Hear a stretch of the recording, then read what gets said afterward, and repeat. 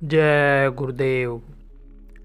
आत्मा का काम हो जाए इसलिए थोड़ी बहुत तकलीफ तो लगी रहेगी। संत बाबा उमाकांत जी महाराज, सेवा और भजन से कर्म नहीं काटोगे तो गरीब घर में जन्म मिलेगा। अगर असावधानी से अकाल मृत्यु हो गई तब भी पीड़ा झेलनी पड़ती है। आने अपनाए हुए जीवों की पूरी जिम्मेदारी लेने वाले, उनको पार करके ही दम लेने वाले इस समय के महापुरुष, पूरे समर्थ संत सतगुरु, दुख हरता उज्जैन वाले बाबा उमाकांत जी महाराज ने सत्संग संदेश में बताया कि आपको ध्वन्यात्मक नाम बताऊंगा। वर्णात्मक नाम जय गुरुदेव तो आपको बहुत बार बताया कि जय गुरुदेव नाम गुरु महाराज का जगाया हुआ नाम है। इसमें उसी तरह की शक्ति है जैसे त्रेता में राम नाम में, द्वापर में कृष्ण नाम में शक्ति थी और इस समय जय गुरुदेव नाम में शक्ति है। जैसे कुछ समय पहले राधा स्वामी वाहे गुरु सत साहब नाम में शक्ति थी, ऐसे शक्ति है कि मुसीबत तकलीफ में कहीं भी बोल करके अपनी जान माल की रक्षा कर सकते हो। 1 घंटा सुबह शाम पूरा परिवार इकट्ठा होकर जय गुरुदेव नाम की ध्वनि को बोलने से तकलीफें दूर होती हैं। बहुत से लोग मेरे कहने पर बोलने लग गए। बताएंगे आपको इसी आई हुई भक्तों की भारी भीड़ में बहुत मिल जाएंगे।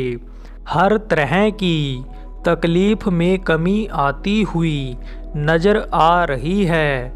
लगातार कुछ समय से जो कर रहे हैं उनकी बहुत दुख तकलीफ दूर हो रही है। थोड़ी बहुत तो लगी रहेगी। गुरु महाराज भी कहते थे कि नहीं रहेगी तो सत्संग में आओगे ही नहीं। जिनकी तकलीफ़ें खाने पहनने आदि के लिए जो आए थे कि ये सब हो जाए, वह सब हो गया, फिर फंस गए। अब कहाँ फुर्सत है, दुकान बंद हो जाएगी, आमदनी कम हो जाएगी, यह काम बिगड़ जाएगा, वह काम बिगड़ जाएगा। भूल गए उसको जो पैदा होने के पहले माँ के स्तन में दूध भर देता है, जो परवरिश करता है, उसको भूल गए हो तो भूलने न पाओ। इसलिए थोड़ा बहुत लगा रहेगा ताकि आत्मा का काम आपका हो जाए। हम आए वही देश से जहाँ तुम्हारो धाम, तुमको घर पहुँचावना एक हमारो काम। महाराज जी ने बताया कि इसमें आई हुई भारी भीड़ में पढ़े लिखे और धनी मानी लोग भी आप बैठे हुए हो, लेकिन इस चीज़ को आप याद कर लो, अगर भजन नहीं करोगे तो सेवा के द्वारा कर्मों को नहीं काटोगे, गुरु की दया नहीं ले पाओगे तो गरीब घर में जन्म दिला देंगे। पूरे संत सतगुरु काल के हाथ से जीव को अपने हाथ में लेते हैं, तब डोर को छोड़ते नहीं हैं। जैसे हमारे गुरु महाराज थे जिनके लिए कहा गया, हम आए वाही देश से जहाँ तुम्हारो धाम, तुमको घर पहुँचाना एक हमारो काम। संतों का एक लक्ष्य, एक उद्देश्य होता है कि तुमको तुम्हारे घर पहुँचा दें, तो फिर छोड़ते नहीं हैं। चाहे पार करने में 4 जन्म लग जाएं। प्रथम जन्म गुरु भक्ति कर, दूसरे जन्म में नाम, तीसरे जन्म में मुक्ति पद, चौथे में निज धाम।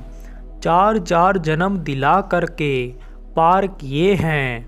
हालांकि गुरु महाराज ने तो दया किया, इस तरह से कहा कि तुम थोड़ी सी मेहनत कर लो, हम तुम्हारे लिए ज़्यादा मेहनत कर लेंगे। इसी जन्म में तुम पार हो जाओगे, फिर इस दुख के संसार में तुमको आना नहीं रहेगा।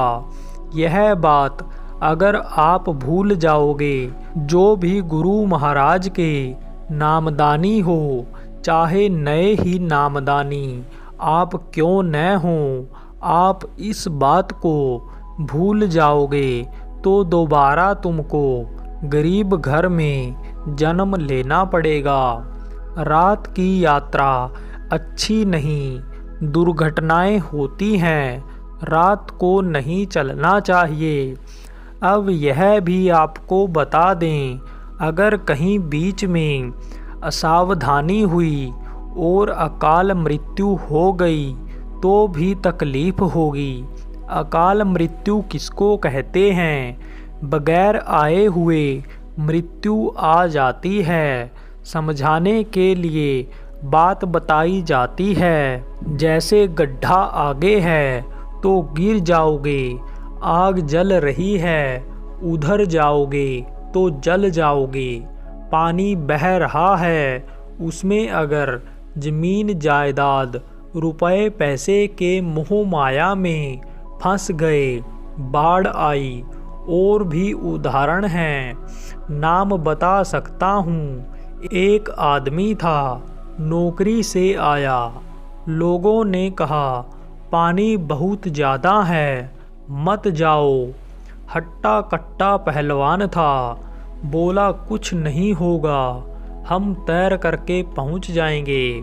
हमारे बच्चे गया और बीच में ही थक गया, बहाव तेज था और उसी में बह करके ख़त्म हो गया, मर गया। इस तरह से होगा तब वो अकाल मृत्यु होगी। कहा जाता है रात की यात्रा अच्छी नहीं होती, रात को दुर्घटनाएं होती हैं, रात को नहीं चलना चाहिए। नहीं मानोगे और ऐसी कोई घटना घट गई तो फिर तो बड़ी दिक्कत हो जाएगी। यह ज़रूर है, संत जिस जीव को पकड़ते हैं उसको नरक में नहीं जाने देते, लेकिन किसी न किसी लोक में रहना ही पड़ता है। आपकी सूरत को देवलोक में भी उन्होंने छोड़ दिया तो देवताओं को बराबर चिंता फिक्र बनी रहती है कि हमको 9 महीने माँ के पेट में लटकना और पेट की गर्मी से तपना पड़ेगा। माँ जो पेशाब करेगी खारा होता है, जो एसिड होती है वह हमको जलाएगी ही, उसकी बदबू हमारी नाक में आएगी ही। वह तो मल त्याग करेगी, उसकी बदबू हमारे मुंह में आएगी ही। इसकी चिंता उनको बराबर लगी रहती है। प्रेमियों बस एक बात क्यों नहीं पकड़ते कि अब इसी जन्म में पार हो जाएं तो दोबारा तकलीफ न झेलनी पड़े। जय गुरुदेव।